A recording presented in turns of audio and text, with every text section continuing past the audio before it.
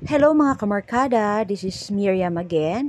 I'd like to share with you my family adventures during my holiday here in the Philippines 2024. Nag-explore kami sa Baylan Cavite and para dalawin ang aming kura paroko ni si Father Max at ang kanya assistant na si Kuya John.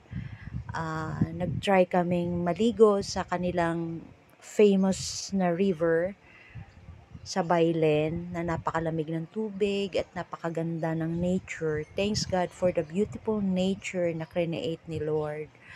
Nakaka-amaze lang at matagal-tagal na rin akong hindi nakakaligo sa ilog with my family. So, nilubos-lubos na po namin, nagpicture-picture kami, and after that, sumimba kami ng 5 o'clock sa St. Joseph Parish ng Bailen, Cavite. And ayun, whole day lang kami and then after that, umuwi na rin kami sa bahay. God bless everyone!